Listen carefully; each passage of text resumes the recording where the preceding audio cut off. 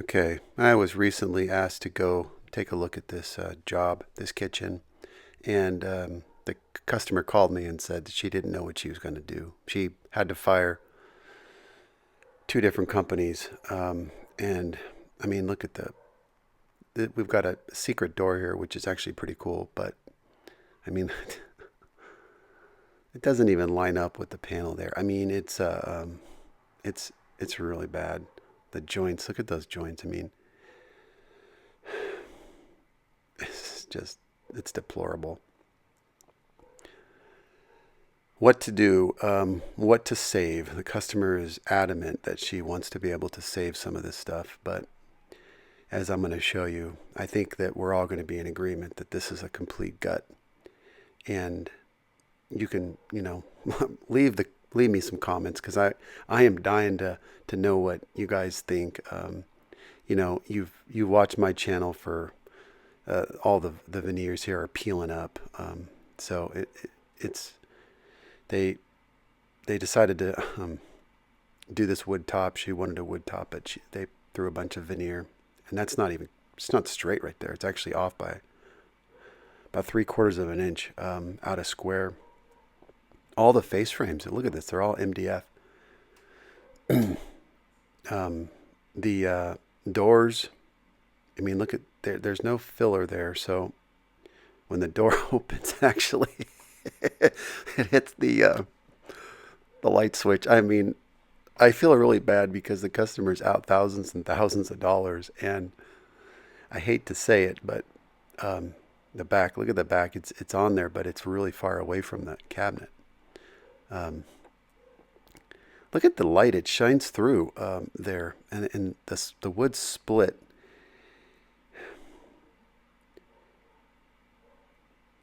It's uh, it's hard for me to watch this video because these people say they're cabinet makers, and it just it really, as the customer puts it, it really puts a sour taste in her mouth. I mean, what is this? I mean, how in the world can you install cabinets and have them look like this? These are supposed to be brand new custom cabinets. And I just don't even know what to say. I wish I could explain. There's not even room to put your hand there, so she had to put tape to open those things up. Um, Everywhere you look, right? I mean, there's this. Look at the drawer box. I mean, my God. The thing is also is that they used undermount slides somewhere. They use nice bloom slides, and then they use side mount slides in other places. It's very interesting. There's no consistency except for it's all just crud. Those economy hinges, the way that they built this cabinet, there's no way to adjust those. They put a filler strip right behind the hinges, and there's absolutely zero way to change those hinges out into good ones. This doesn't even slide. You have to like yank it, and it just doesn't work right. Um, this panel could have looked good, but of course it doesn't. The joint and the seams are just terrible. Uh, the the gaps, all the areas in between the panels, right? Those are all uneven, and it just filled in with caulk. That it's and again, I don't even know what to say. It's tough for me to watch. This area doesn't even have a shelf for them. Um, it's a big opening, and look at the dado. It's all torn out up there. You'd think this isn't one area where they could get right, but look at that. It's 6 inches short of the wall. There's no correct space for the warming drawer, and the area for the oven is the wrong size. So it completely botched that. The crown molding is completely wavy. Um, let's come over here. I don't know what to say. Even the joints for the crown is no good. But what are you going to do with the vent opening? And look at the molding there. That parting molding. It's not even in the same line as the one above those doors. Man, there's a filler there. There's no filler on this left side. And look at the gap. I mean, so they have a filler on the right side, no filler on the left, and the space is completely uneven. This is supposed to be a hood.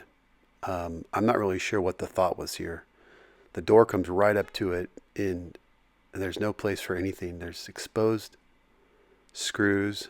The heights of the doors, obviously those are adjustable, but again, it's all a matter of, you know, just not doing a good job no matter how you look at it.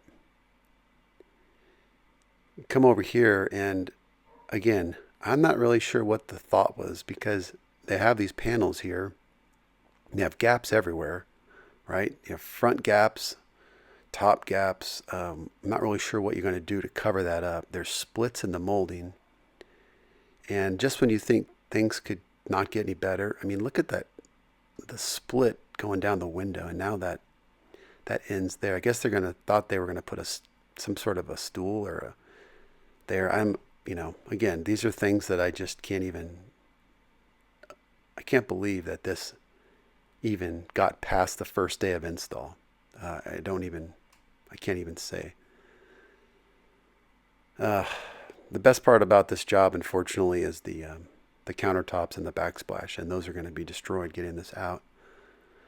The customers, very upset about this whole thing. Again, there's no fillers in these corner areas, and even if even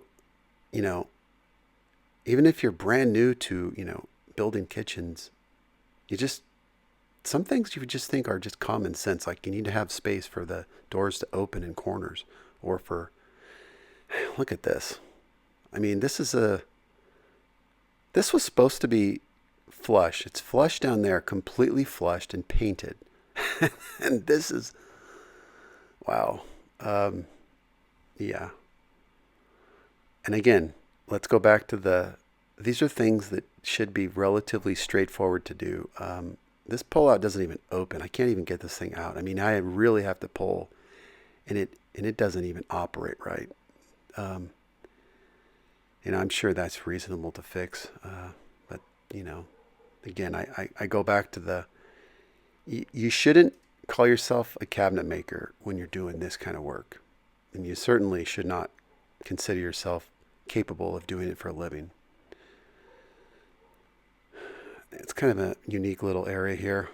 But again, what's up with the dishwasher opening? I mean, we can't make it with the correct size. We got to put a filler strip there to fill it in. After they installed the cabinets, they realized they were too short, or too big of an opening. This is a swing out. And these are typically made for big mixers.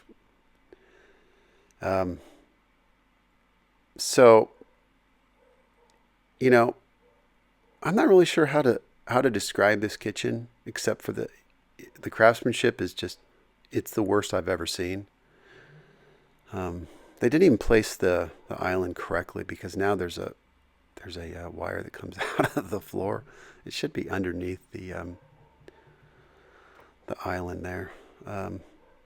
There's a door here, which is interesting, but you see how they use these economy hinges some of the places, but others they use the full, and that's a terrible stop there. And I didn't show you, actually, there's actually a bifold door there, those upper 3 cabinets. I didn't show you that, with a piano hinge. So the overhang is pretty large in some of the places and minimal, if any, at other places. So it's totally crooked.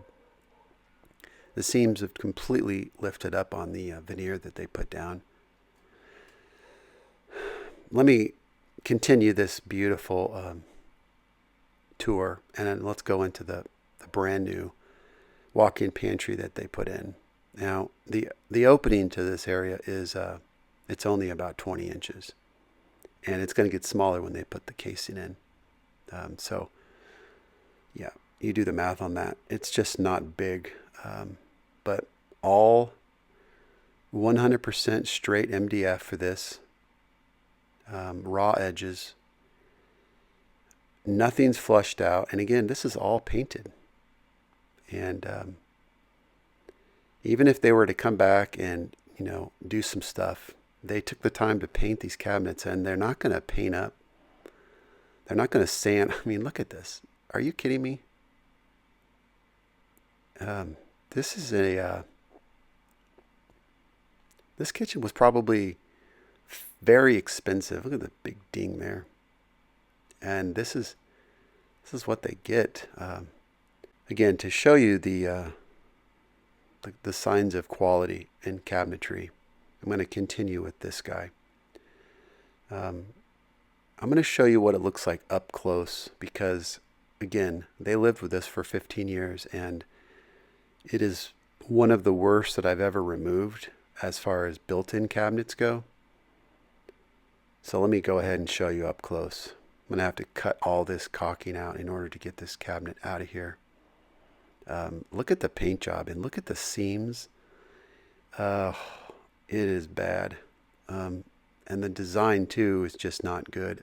But when you have joints like this that just show up, and you got to do a better job of concealing those joints. In fact, the goal for me is just to not have them. That's my goal.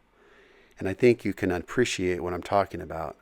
The reveal at the top where the molding is completely uneven with everything else. They have the doors are they've had a lot of damage on the doors. Let me see if I can show you up close. Remove all these screws.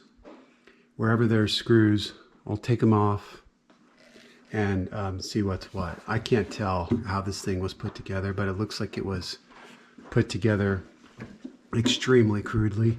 And this is just nasty. This whole thing is just nasty. Look at the paint job is, man, okay. I'm so glad that they chose to take this thing out.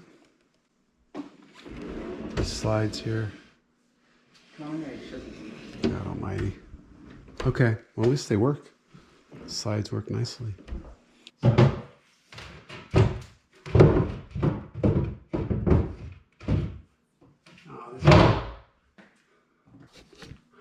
Okay, this is just a note. If you guys make shelves, give room to tip them in. There's not enough room to tip that guy in, so I'm going to do damage to the shelf and or the cabinet in order to get this in. This is ridiculous. So, all right, I guess it doesn't matter. Just scratch the heck out of it.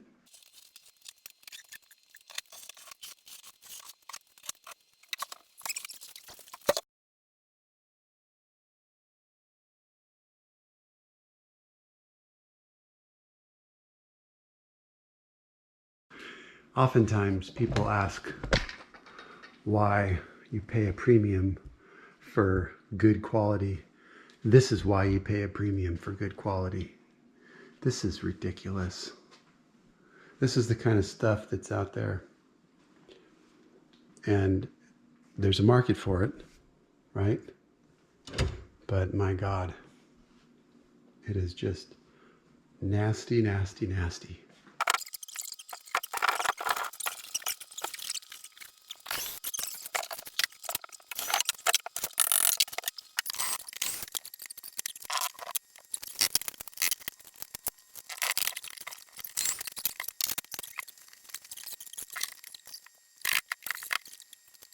This is an absolute nightmare. They have telephone connected. They have electrical connected. All right, let me show you the gym we got back here. Look at this. Oh my God, are you kidding me? This is how this whole thing was connected. The outlet is, I mean, you talk about a joke. This is pathetic. This is one of the worst cabinet jobs I've ever seen.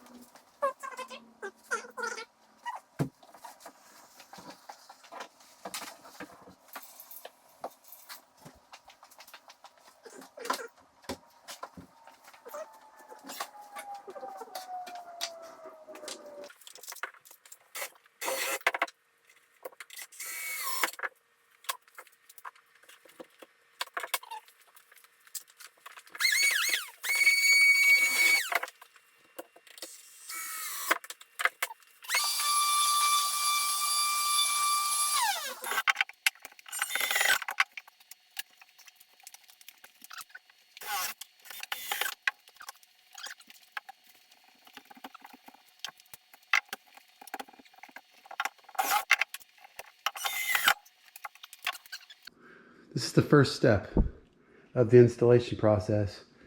Get this cabinet in, the bottom cabinet in, and this is a very unusual situation. We did not have to shim at all, so that is phenomenal. I can't even imagine a job where we haven't had to shim. 99 out of 100 jobs, you got to level. This was already level and already plumb. So I am just shocked. As I'm doing this, I like to just check the amount that it sticks beyond, right? So you can see that guy right there.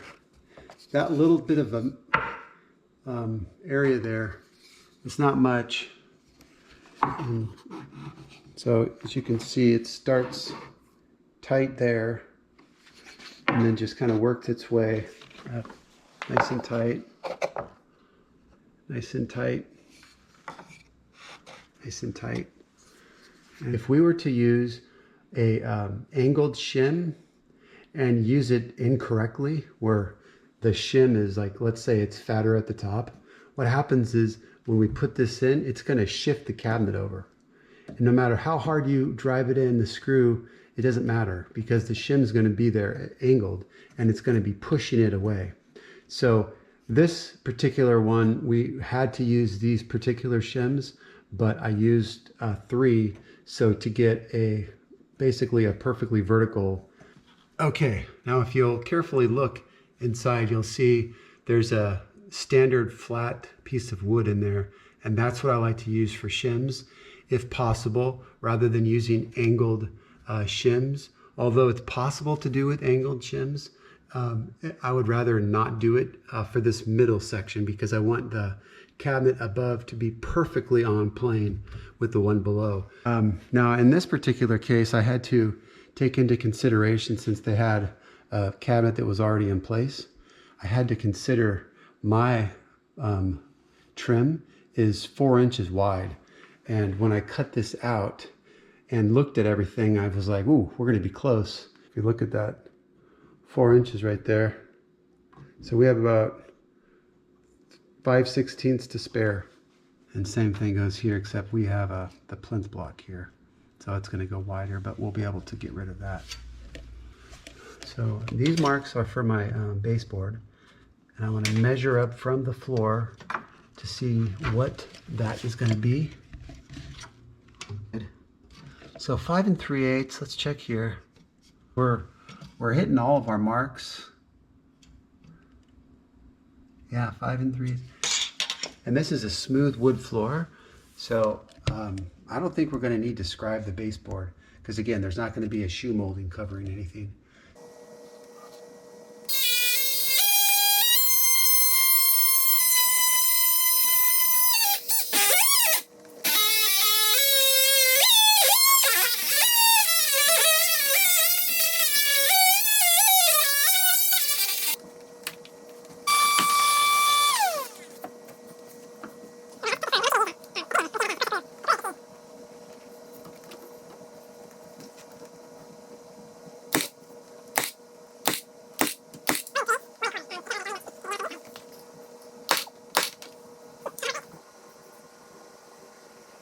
Again, if you don't glue these, I would use a bigger nail, but I always glue them, the bottom two.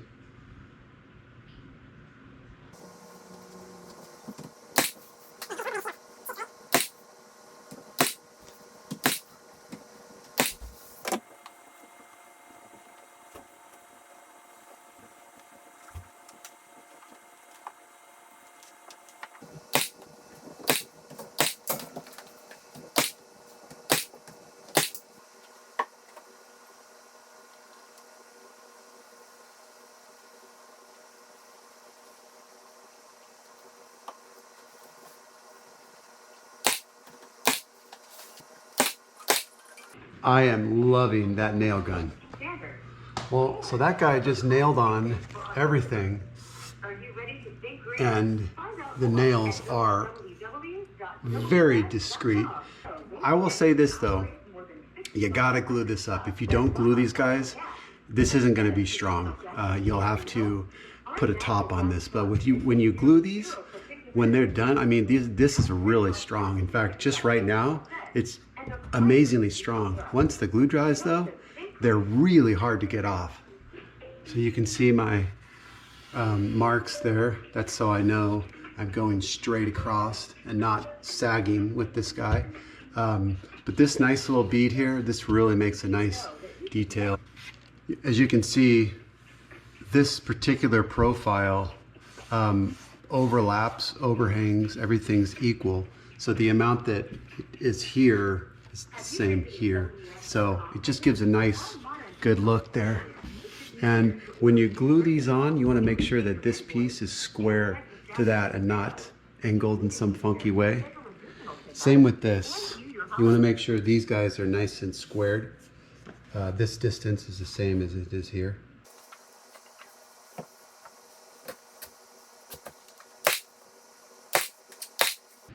Use this drill bit as a finder bit, and then I can use my hole saw, which is hard to find the hole with this guy in a dark cabinet. This will make it a lot easier.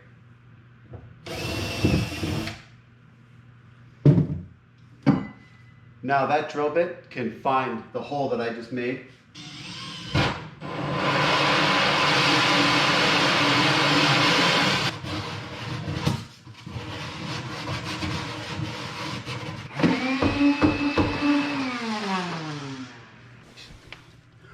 Okay, now they have access to the plugs. Easy. And this one's located so where they put their shelf, it'll be just above that. Okay, this is a massive transformation from what it was just one day ago to what it is now. I mean, it is just amazing, the difference between that cabinet that was in there. I mean, it was bad. This is just beautiful. In this particular case, everything is just great. The size for the TV, the width versus the height of the niche, it leaves us with just the right amount of space. The bottom is good proportion to the middle, to the top. Everything just is really nice. I love the crown molding detail. And you know what, when you're doing shaker cabinets, which a lot of people are right now, it's so hard because you want to have certain elements in there, but shaker design kind of is just very basic and simple. But to have a truly shaker cabinet done, it's difficult, right? I think this is a nice blend of classic and shaker style. When I come to the job site, the first thing I do is after I take off, you know, whatever baseboard I need to take off, whatever I need to do to remove stuff, after I do that, the next thing I do is check the wall to see how nice it is, plumb wise, if there's bulges. And the tool that I find is probably the most useful for that is my slide bob. Now, I don't show the slide bob too often, but it is really nice. And what's nice about it is that it collapses. So it's only, you know, 5 feet long when it's collapsed, and it's got a nice bag that it goes into. So I can take that guy, put it at the bottom, go all the way up to the top. So I set it at 8 feet for this niche, and I can see what that wall does. So if the wall is plumb and perfectly plumb and there's no bulges, that's great. But if it's leaning back or leaning forward, it's really important to know this stuff. And then what you want to do is check the other side, because that's going to be the killer. Are they the same? Does one wall move in? Does one wall move out? But double check the joints and make sure they're perfect, because if they're not perfect and you can see the line, that will show through the paint. So if you really want your jobs to be next level, you got to make sure these things are soft and smooth and there's no, you know, you don't feel anything. Because once everything goes on, the trim and everything, you can't go backwards. So it's nice to make sure that it's all done and make sure that these are nice and eased. It's going to make the job so much better. Smooth, jointed, everything is just clean. And I just thought I would show you this install. All right, if you have any questions, just let me know. Be happy to answer any questions you guys have. All right, thanks a lot for watching.